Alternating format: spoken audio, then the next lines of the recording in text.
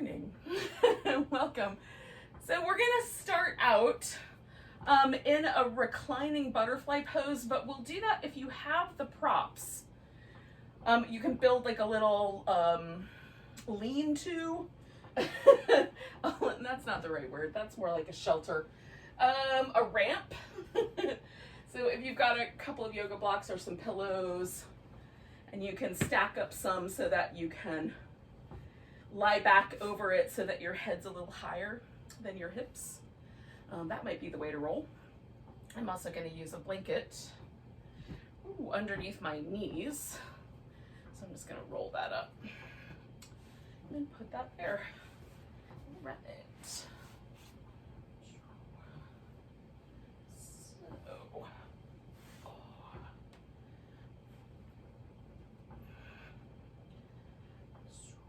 So feet together, some sort of a laying down position, and then knees open, and you can decide like maybe the feet go out farther, come in closer.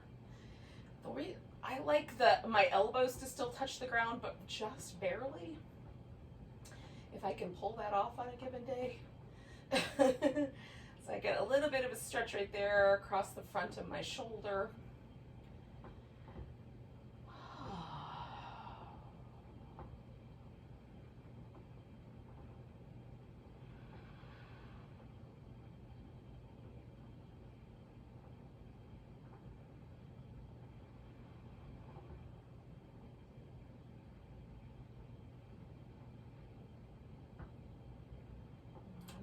Settle in for the breath. So once you've gotten your pose settled in, and maybe it takes a couple of relax, see, try again, relax, see, try again moments, but once you're there and the pose feels reasonable, then just focus on the breath for a moment and settle into this exact time and space. Almost always my head is trying to lean me into the future, planning for things that aren't happening, making lists, all those things.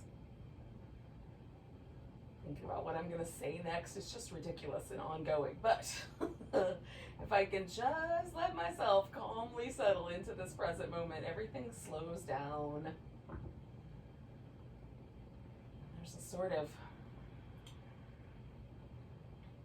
vibrant quality to inhabiting this moment right here. So let's do that for a few more breaths. Maybe another minute or so.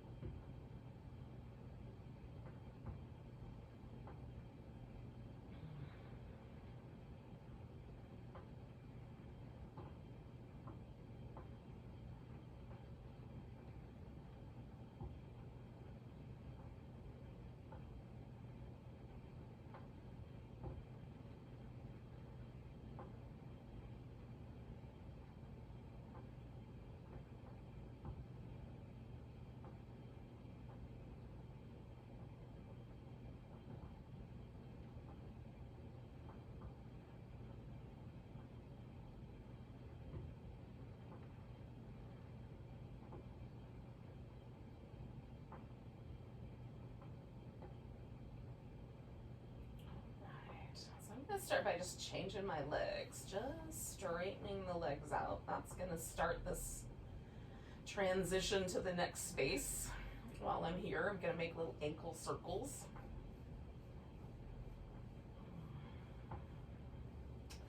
In both directions.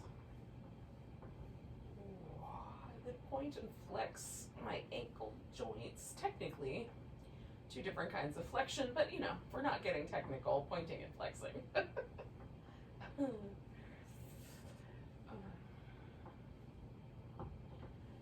right. Do that one more time. And then I'm gonna roll myself to the side and pull this pillow out from underneath me and set that off to the side. All right, so anything that's under, you can go ahead and set off. Now, you just need enough room over your head that your arms could extend all the way up overhead if you wanted them to, and enough room on the other end that you can extend your leg all the way out, okay? So we're gonna do a little bit of stuff for the shoulders, we're gonna do a little bit of flowy stuff for the hip flexors while we're here. So, start in this constructive rest position when you're ready. So feet are resting on the floor, but it's comfortable for the hip sockets, and it feels like your low back is in a neutral position. There's no kind of tilting or tucking under of the pelvis. And we're gonna leave the legs like that for now, and we'll work with the shoulders. So the starting position for the shoulders is gonna be sort of draw them towards each other with the arms down by the hips, right? Then we're gonna reach down and also depress the shoulder blades, pull them down the back as far as they'll go. Then we're gonna bring the arms up overhead, and as we do that, we're gonna protract the shoulder blades out to the side. And as we bring the arms as far overhead as they're willing to go, we're gonna elevate the shoulder blades up all the way, like I'm trying to make my shoulders into earmuffs. And then I'm gonna come all the way back, protract the shoulder blades, coming back, depress the shoulder blades, and finally I'm gonna retract them in toward each other. So we're getting the arms are moving and the shoulder blades are moving through a range of motion as well. So we're gonna do that a couple more times, coming up and over. And I'm kind of almost like I'm trying to propel this whole thing from my shoulder blades and just letting my arm bones go along for the ride. It's more complex than that, but that's sort of what it feels like.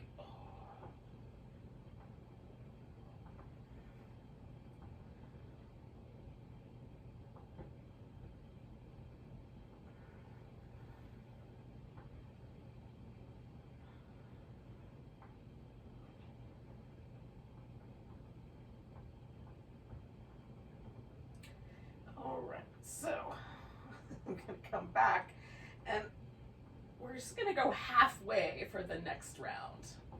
So when you're there, and we may not be timed exactly the same, but we're gonna eventually get timed up together. So now I am laying on my back with my fingertips pointing up at the ceiling, and I've got my shoulder blades as protracted as they're gonna get. I've just hugged them out around the side edges, and then I'm gonna pull them together against the resistance of the floor. So retract the shoulder blades and then protract them, reach up toward the ceiling, and then hug them in, and then protract, and then retract. One more time, we're gonna protract them out. Now we're gonna retract them, and I'm actually gonna really kind of wobble side to side and really get them as close together as I can in the center of my back. I'm gonna reach over and grab my right upper arm with my left hand. Now I find that my legs and hips will try to help me with this, like my inner thighs will squeeze together. I'm gonna try to keep my legs relaxed while I do this little resistance move. So I'm gonna try to pull my arm over to the left, protracting the shoulder blade all the way out. But at the same time, I'm gonna use all the muscles of my upper back to hold my shoulder blade in place and not let it go anywhere. So this is a release for the rhomboids, a release for some of the rotator cuff muscles. And that's the, it doesn't look like anything is happening. Visually, this is not that exciting, but physically, sensory-wise, it feels like there's a huge fight going on between my right shoulder blade and my left arm. No one's winning. It's totally a stalemate, but it's still a bit of exerted effort. I'm going to take one more breath, and then I'm going to release that side. I'm going to let this right arm just elevate a little bit off the ground, the shoulder blade off the ground, and just give it a bit of a shake here. So I'm shaking my arm from the wrist and then shaking it kind of deeper in against the shoulder. Okay, now settling both my shoulder blades right back into the center. And then just noticing if there's any difference. Now, this for me is really pretty magical because I can now feel that my left shoulder blade, the tip, the bottom quarter of that shoulder blade is pressing into the floor differently than the one on the right.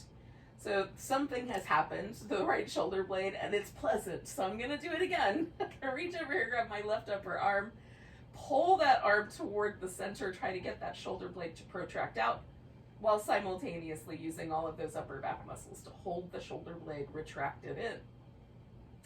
And again, I'm going to try to convince my inner thighs that they don't have to help. Good luck. I don't know what. They're super helpful. The hips are always helpful, y'all. I always try to do jobs for everybody.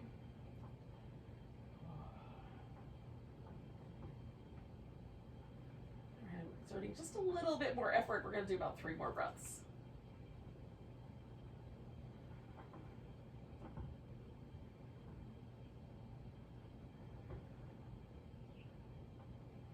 All right, so I'm going to relax that effort again. I'm going to kind of roll slightly to the right so my left shoulder blade's all the way off the ground, and do a little shake through the arm. One that gets the shoulder blade and my whole upper back moving, and then one that sort of lets just the bones in the hand and the wrist kind of be rattly. Okay, so then putting my shoulder blades back on the floor, I'm just gonna let my arms relax and see how that went. And so far, I'm fond of it. so now we'll do a little release for the hip flexor. So we're gonna take the toes of one foot up off the ground. I'm gonna do my right foot first. And we'll glide that leg all the way out straight. And then once it's there, we're gonna rotate to the external rotation, so we're going to rotate at the hip socket as far around to the outside as it'll go, and then as far around to the inside as it'll go, stretch there, come back to the center, and then we're going to just draw the leg back, and we're going to try to move as smoothly as possible. But if you have to hop over the edge of your yoga mat, or the leg doesn't want to glide very smoothly, then once you get to the point where you're restarting, relax the leg completely. And once the leg's completely extended, try to relax it as completely into the ground as you can. So we're trying to get the hip flexor to let go, which is the main thing. Okay, so we'll take that right foot off the ground, stretch it out, extend. I even spread my toes apart a little bit, and then rotate to the outside. Come back, rotate to the inside, and mine rotates outward way more than it does inward, but some people it's the opposite. So just see for yourself. Come back to the center, and then we'll drag that leg back nice and easy, as light as we can. Let's do the left side. So toes are up, left leg glides out, and we're going to rotate to the outside, stretching through, coming back to the center, rotate to the inside, back to the middle, and then we'll glide that left leg back in. All right, right side, glide out, extend. We're going to rotate to the outside, and come back, rotate to the inside, come back, and then draw back in. Do the left side, glide out, and I'm stretching my leg, but also letting it rest on the floor as heavy as I can keep it resting. Rotate in, stretch, back to the center, and we'll glide it in. And we'll do that one more time on each side. So right side first, glide out, rotate outward. I hope you can feel that kind of subtle difference between letting the leg rest heavy and stretching. Like for me, there's a real kind of fine line where one can turn into the other. I can just as easily lift my leg off the floor while I'm stretching it out. Okay, I'm going to take the left one out. And again, I'm going to try to stretch through it, but also let it remain as heavy as I can against the ground. I'm trying to let gravity hold me. In this instance, it's going to do some good work for us. When you're ready, draw that left one back in, and then you can do some little windshield wiper moves, or pull your knees into your chest, do a little happy baby. So we're gonna meet up in a seated position, and you can do that in whatever way is gonna be best for you.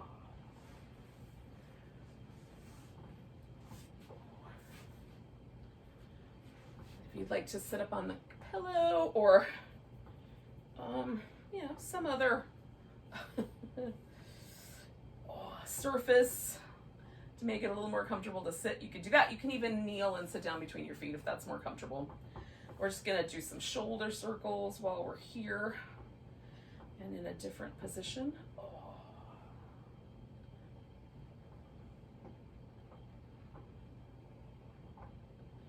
the opposite direction.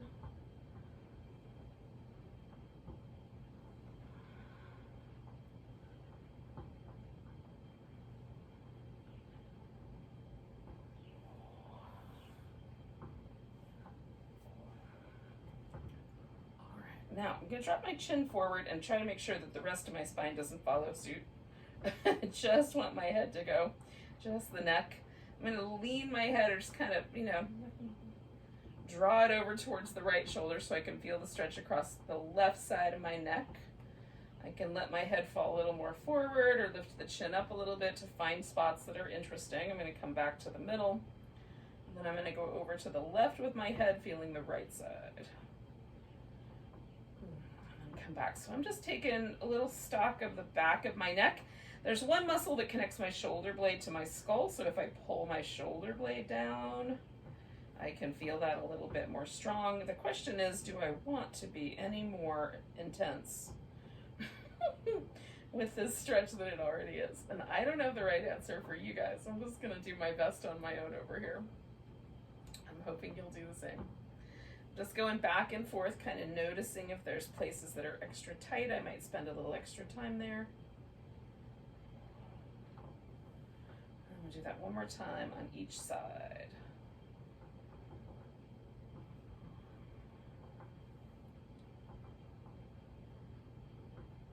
All right, I'm gonna bring my head back up.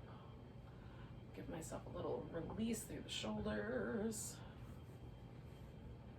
And then without crunching too hard right in the middle of the back of my neck, I'm gonna let my chin float up. Again, kind of noticing, I'm just gonna let my head lean a little bit to the right. Notice what's happening on the left side. Again, there's a little muscle in here that connects my collarbone and my breastbone and my jaw together. Well, technically the skull just behind the jaw.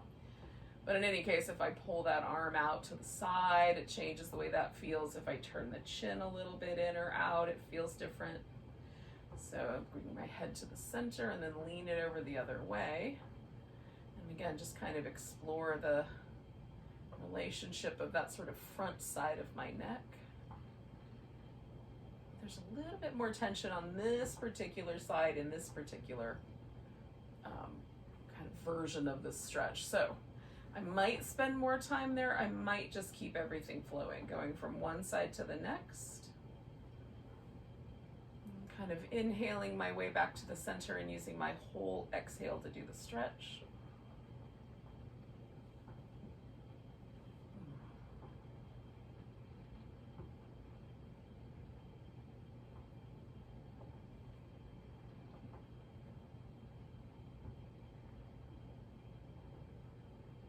I'm going to do that one more time to each side.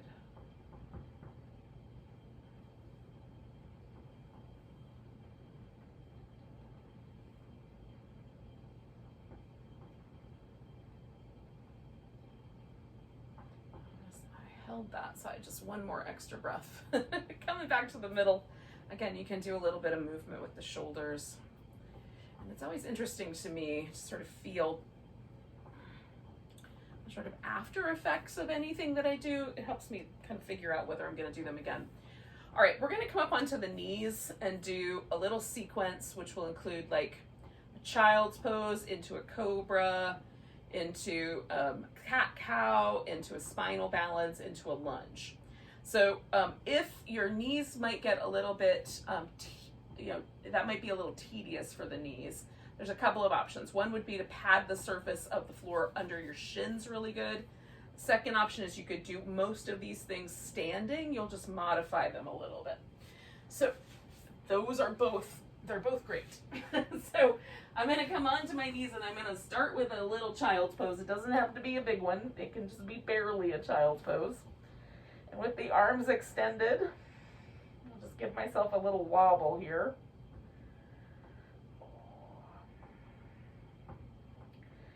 And then you can come forward on the elbows and lower into cobra. Just kind of come back up. Or you can do that like more like a plank. If you are feeling a little sassier, you can come onto a planky kind of position. So from here, I've done that little cobra. I'm just gonna push myself up to all fours.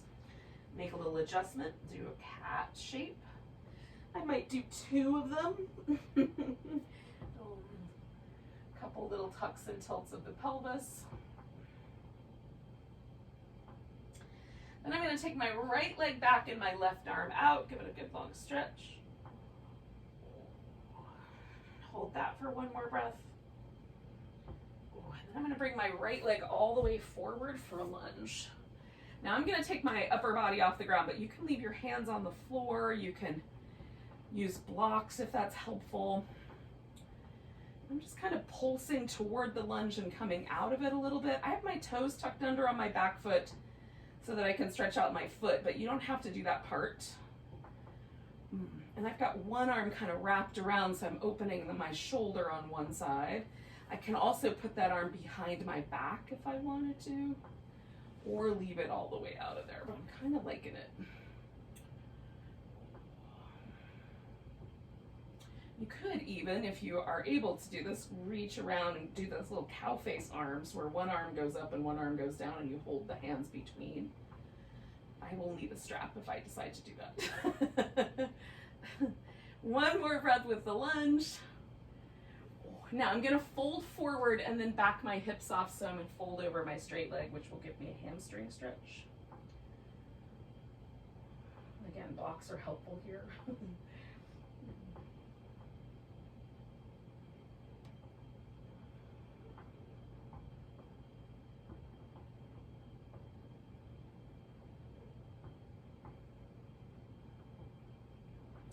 Both hands to the inside. I'm going to take that right leg back like that spinal balance and give it a little shimmy. And then bring it back down, and I'm going to come back to my child's pose and see how I landed. Does the right side feel different than the left side?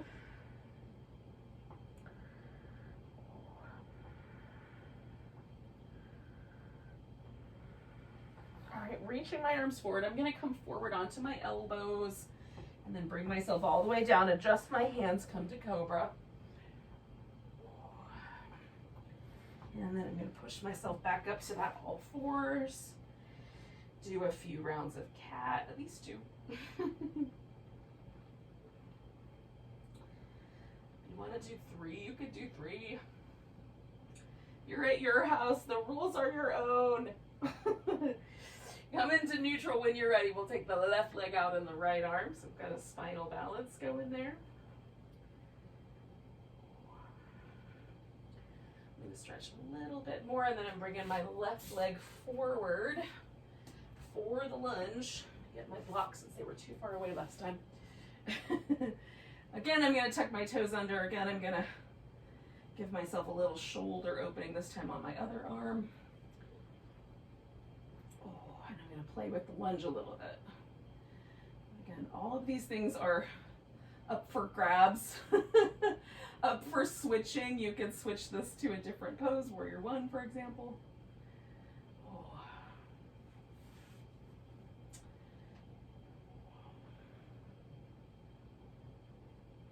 I'm going to do about 3 more breaths, and then I'll switch it into the hamstring stretch, the half monkey. Half monkey pose. Alrighty. Stretching out the front leg and folding toward it. Now for me, there's enough stretch there to last me for today. If I wanted to go a little further, I certainly could slide out a little more into the splits, but I don't see any reason to do that. Of course, what happens at your house stays at your house. We'll do a couple more breaths here.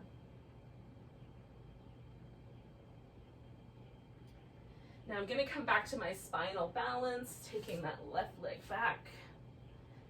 We'll give it a little shake. And then I'm gonna come back to child's pose, but if you wanted to, you could do some, just stop at the cats. Do a few more rounds of cat.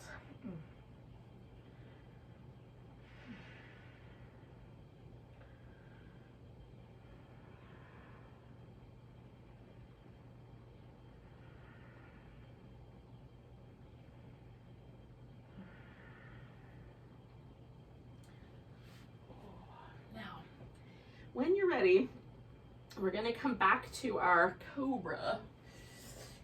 And we'll do a few more rounds of that. Now, for whatever reason, you and cobra are not getting along, there's a couple things you can do.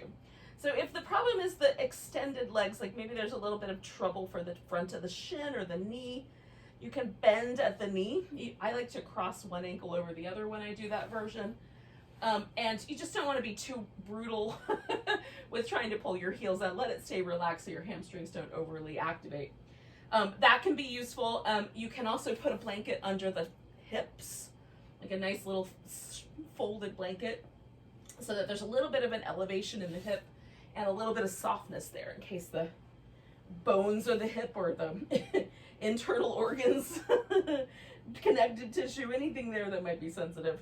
And then for the arms, you can certainly go along with what I'm going to suggest, which is we're going to move the arms backward, starting way up high and then kind of slowly gliding them back as we kind of do successive rounds.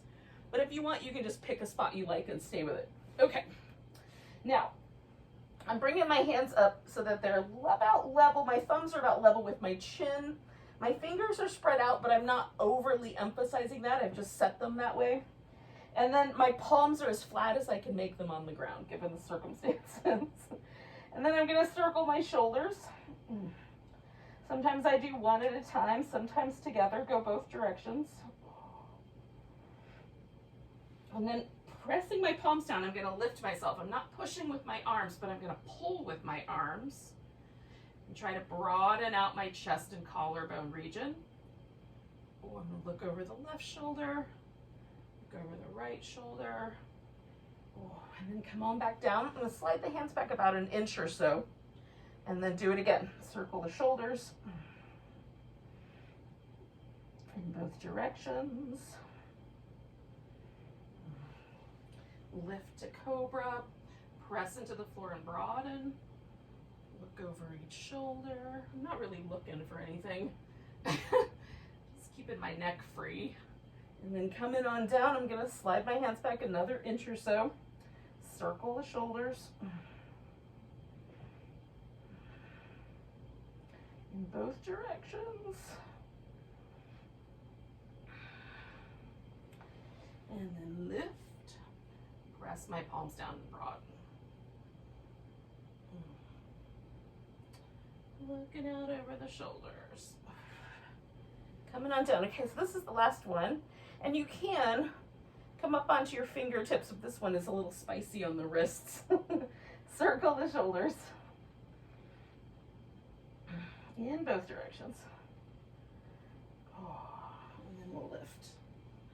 And again, kind of broaden the chest.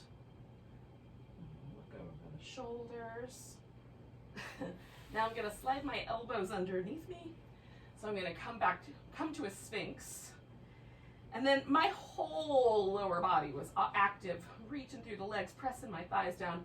So now I'm going to just relax there as best I can. And just let myself sort of settle into this little back bend. Now I can make this less by bringing my torso down and kind of resting my chin or my forehead on my arms instead of propping up. I can make it more by propping up onto the hands. But for me, it seems like the Sphinx is about the right, Goldilocks, just right spot.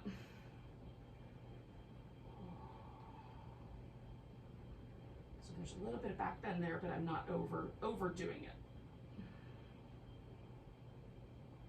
All right, 2 more breaths.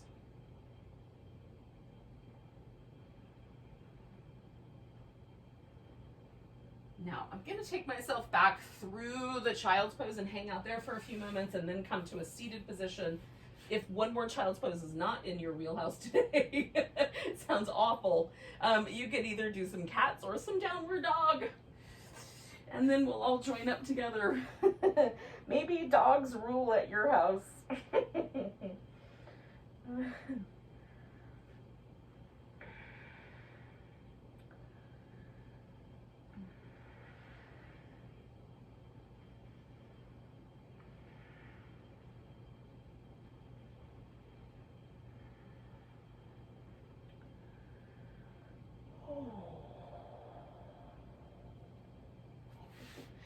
Some days that pose is really spicy on my knees and my hips, and some days I feel like I could stay in child's pose forever. Today is a forever day. But instead, I'm gonna come to this wide angle seated forward position. It's gonna be a forward bend in a minute, but it's not quite yet. Okay.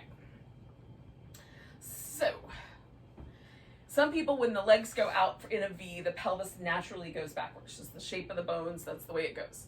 So if that's you, you can do a couple things. One is the V doesn't have to be that wide.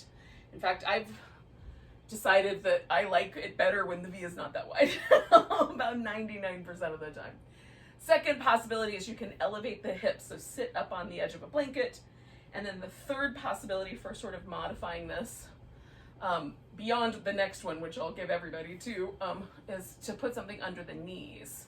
So a little rolled up blanket under the knees feels really good to me, even though my pelvis doesn't generally lean backward. It still feels really nice, but you can even bend the knee more and maybe put a pillow under each knee.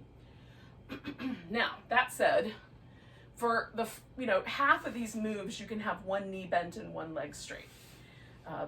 There'll just be a couple of points where we'll want both legs to be straight, if you care to. I'm gonna leave both of mine straight the whole time, but we can do different things.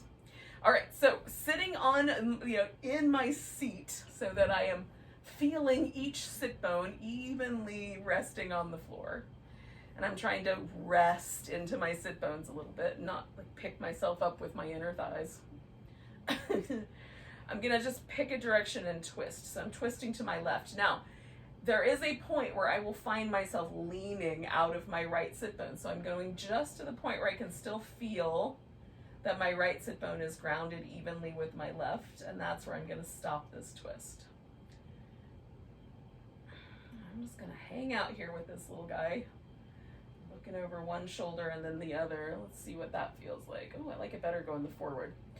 All right, so you can change the head position. I'm gonna emphasize just my upper back by twisting that a little bit more, trying to keep that sit bone steady so I'm not over twisting the lower back. The portion of our spine that loves to twist is like the rib cage and the neck.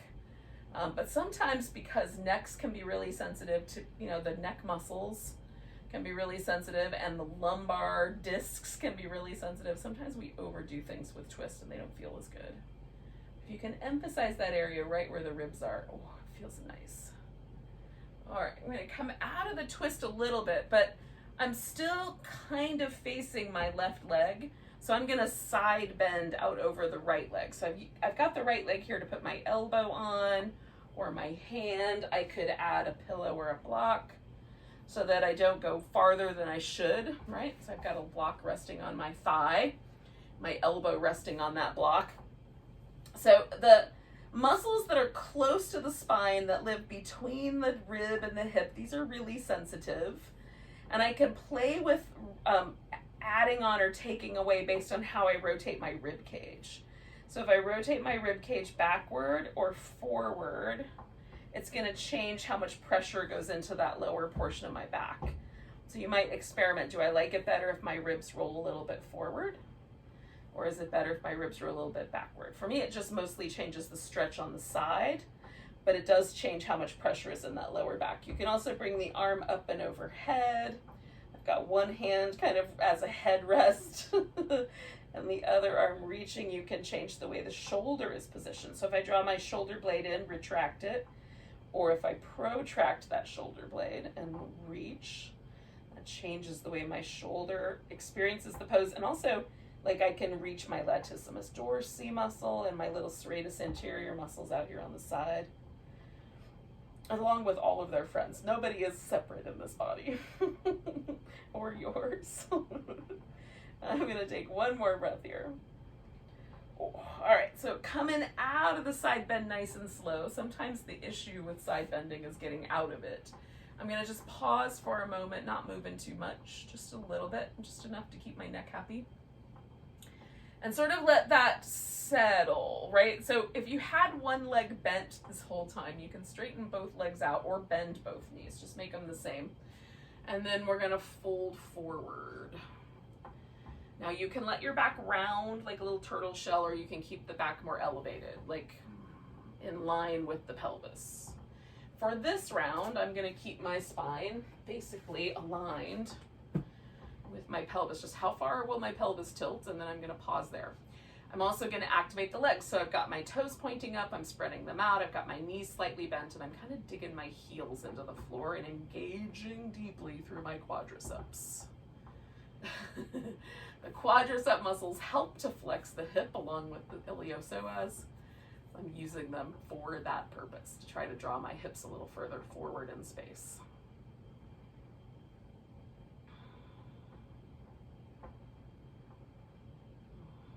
You can do this much more passively, and I might on the second round make this a much more passive pose. Let's do about 3 more breaths.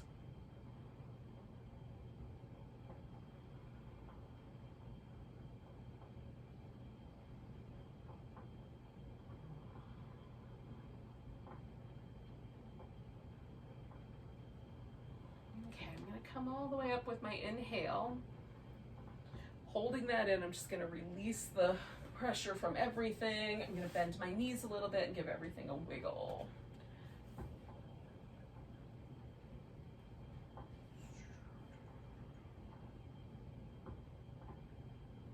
All right. Now, I'm going back to about where I was before. Noticing if there's any differences in my spine, in my hips. There's definitely some asymmetry at this point. It feels like my left leg is slightly longer than my right leg, which, you know, it might be always the case and I'm just noticing it, but I don't usually notice things like that unless I've done one side and not the other. Kind of the whole left side of my body has a slightly different feel than the right. So I'm gonna even things out by doing the other side. So I'm turning now to my right leg because I twisted left last time.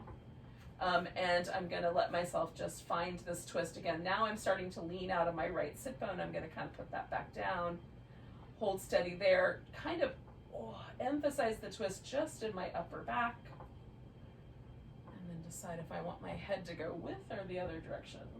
Maybe a little bit of both.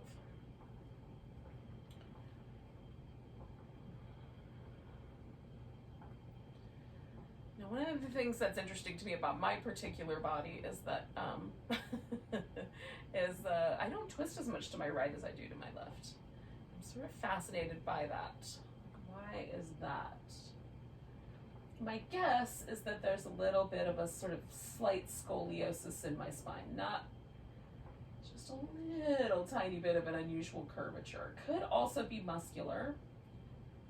Since it sort of feels like it just stops me, I think it's bones. So this is the kind of fun you can have, speculating about what's happening in your body. As you like. I'm gonna do about 3 more breaths here, yogis.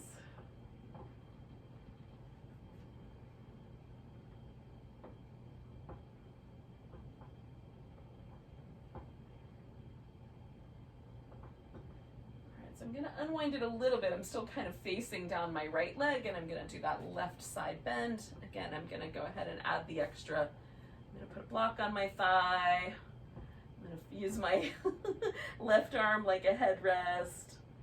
And kind of slowly approach this pose. A little active in the legs. This side's a little more sensitive, so I'm just sort of backing off a little bit. I find the breath tells me a lot about whether I'm going overboard or not. So my breath will catch a little bit, or it won't be as easy. I have to like effort to smooth it out. Those are good clues that I should do something different. Sometimes that just means approaching the pose a little more slowly.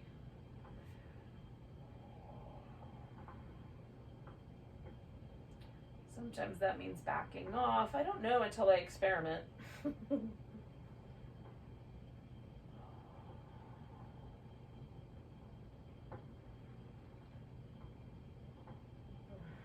do about 3 more breaths.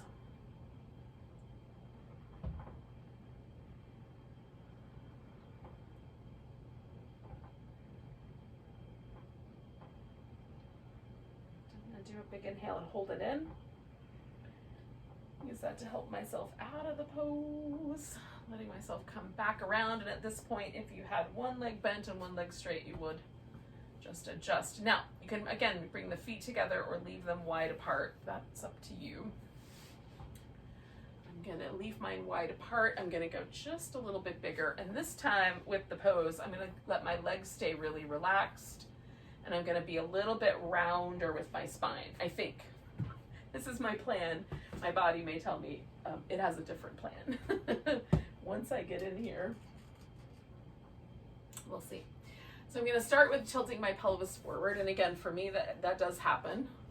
I'm gonna change some of the parameters here though a little bit. So there's no discomfort anywhere. And then I'm gonna let my back round and let everything get soft and see how it goes. Again, you can stay more active. You can reach out and hold on to the toes. You can hold the feet if you're bringing your feet into the center line.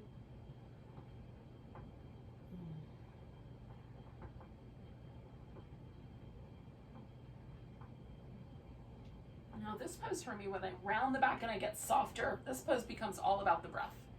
The other pose was all about my quads and my hips and the kind of muscularity of the pose. You know, the last version that I did. This one is just my breath and my back.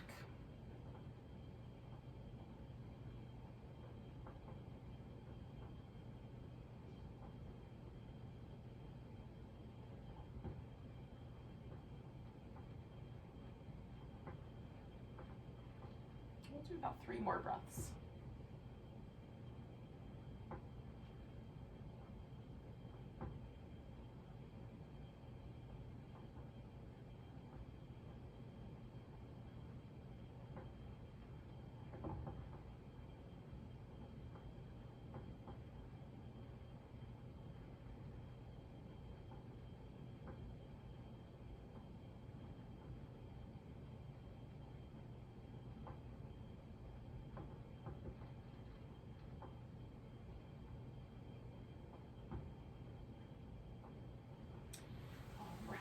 All the way up with an inhale. I'm going to kind of unwind a little bit, get my spine a little more level with my pelvis, and then unwind the pelvis. I'm going to lean back and bend my knees. And then I'm going to set my props off to the side, even though I'm going to eventually use this pillow and blanket again. For now, I'm going to set those off to the side. Now we are gonna come back onto our back and we'll do a little happy baby, a little bit of kind of a pigeony sort of pose. But before I get to that, I'm just doing a little moment of just wiggling my rib cage around, this little cat-cow shape seated. You can do any movement that feels good to you. If you're ready to get right down onto your back, do that. You need a moment, do that. Sometimes with the rounded back, I don't want to lay on my back immediately. I need that little extra movement. Okay. Now, the little pigeony thing here can be just place one leg up on top of the other. That might be enough sensation, enough fun for the hips. I even will do this and wobble a little bit side to side. That feels really nice. You can bring the leg in and you can just bring the one and stretch the other one back out. Or you can hold onto both legs, bringing them in toward you. If you have a piece of furniture like a couch, or you could even use the wall, you can put the foot up against the wall or up on the couch so that the legs kind of hold themselves up. That's a nice option. I'm gonna go for this sort of simple shape, but I'm gonna put the pillow underneath my foot. So there's a little bit of an elevation, but also a lot of relax. A lot of just relax, relax, relax, relax, relax.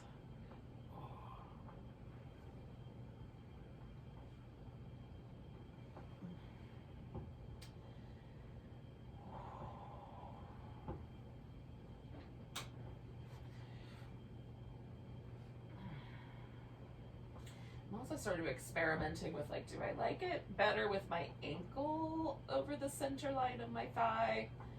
Or do I want my knee to be over the center line on the thigh? Both of those are different flavors. Sometimes a little bit of each is nice. There's somewhere in the middle too.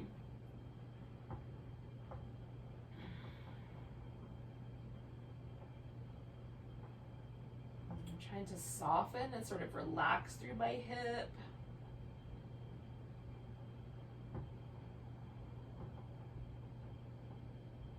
Again, sort of noticing how the breath responds helps me make decisions about how intense I want to be and how much I want to give in. Let my body have its way.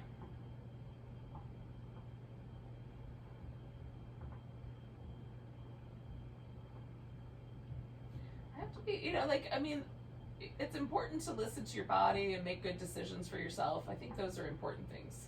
But there are times where my body says stuff to me like, let's eat 4 chocolate chip cookies. I don't think that's a good idea. So sometimes I have to question a little bit and test out some things. See if what I'm feeling is for reals. And again, like, it comes down to me, for me anyway, not with the cookies, that's probably my sugar addiction, but but more with, like, listening to the body in terms of, like, are there tension patterns here? Are there patterns of holding that have nothing to do with this pose? Or is it the pose that's causing some grist or some it's not discomfort, I'm not having any of that, but just, like a little, like, patterns of holding on, little gripping here and there. All right, I'm gonna take my right leg off and I'm gonna basically just wiggle both my legs. I'm gonna straighten them out and just wobble them just a little bit. So just a little in one socket and then the other, so that when I relax the legs, I can just see what it feels like. And this is usually the way that I sort of, over time, judge how well I made decisions. How does the pose feel when I let it go? And if that's pleasant, then generally speaking, I did okay listening to that sensation. All right, so I'm gonna do the other leg. So I've got my right foot on the little pillow here, and then I'm gonna put my left leg over the top. Experiment a little bit with whether I like the ankle or the middle of the shin or the knee to be more in the center.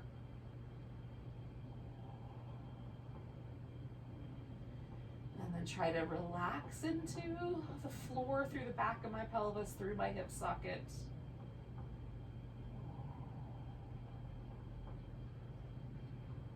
Through the muscles in the interior part of the pelvis.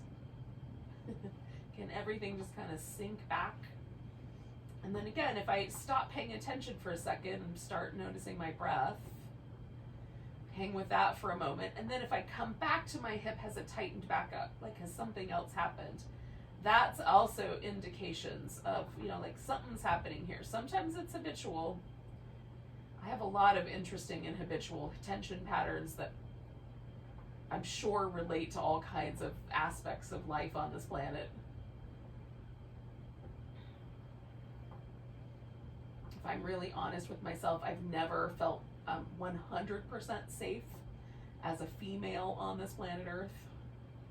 There's always some kind of a feeling of threat, which is interesting. I don't know where that came from, but that is something that I, for me, I'm kind of working with on other levels as well as yoga levels. But that has translated into some tension patterns in my body that I certainly, when I start to unpack those and unwind those, there's a little bit more ease left behind, which I definitely appreciate.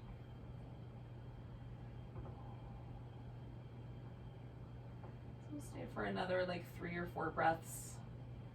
And then we're just gonna let ourselves sort of transition into a final relaxation.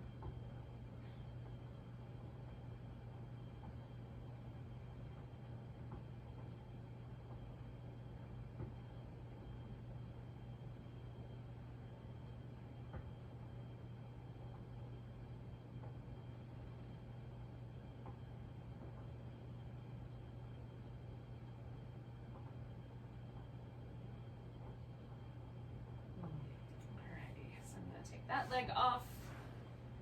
I'm going to give myself that same little kind of, little bit of shimmy, a little leg jiggle, and then pause. Now I've got the pillow under my leg, so it's slightly different than last time, but mostly what I'm interested in is as I let go here, and as my low back, my hip, my kind of overall sense of my legs, does that feel relaxed and grounded?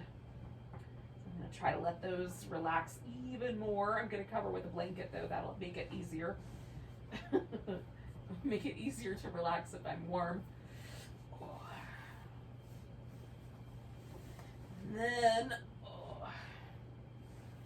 covering the upper half.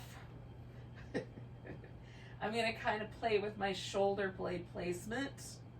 See if I can find the broadest expanse of my back and let that relax. Sometimes the arms have to be a little bit bent at the elbow for me to find that sense that my upper body is able to completely relax and release tension. Sometimes I like the elbows bent so much that I rest my palms on my ribs instead of out, arms out straight-ish. And then sort of relax around the collarbones, the throat. Find the right position for the head. Maybe a pillow would be a good idea.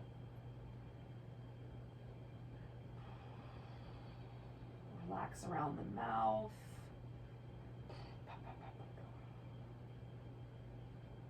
The jaw relax. The cheekbones. The lips get a little fluffy and soft.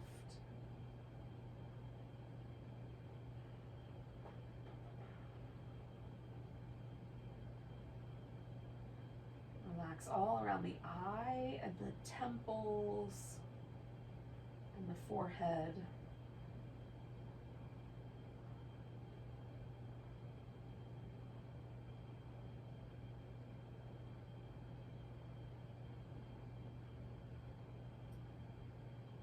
And then just let the Earth's gravitational force just hold you.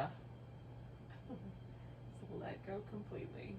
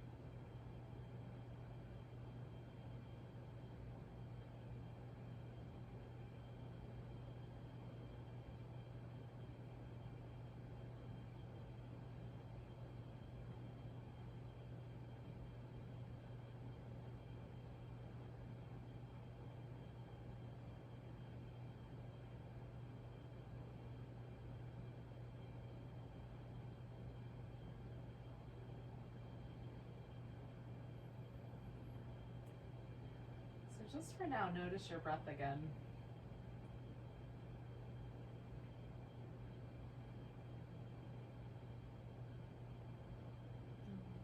See if you can feel the sort of ripple of the breath all the way through the arms and all the way down through the legs to the toes.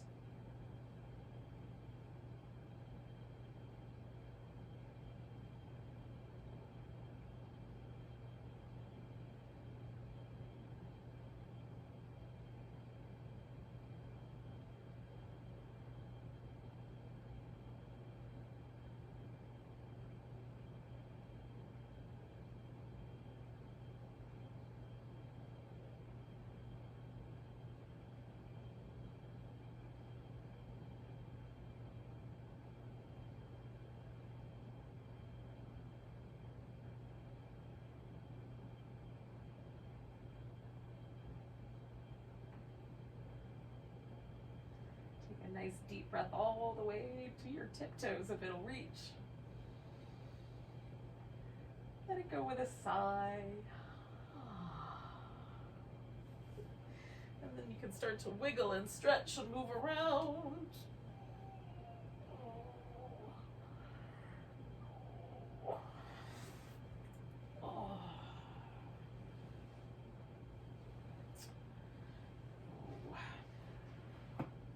Eventually, we'll come to a seated position.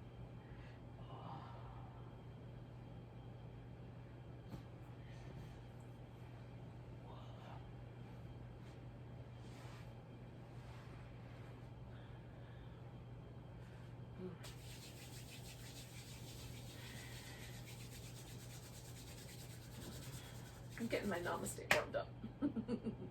Thank you so much for joining me on a Saturday morning for some yoga. Thanks for being patient. Let's take a nice big breath together. And a big sigh. Namaste, friends.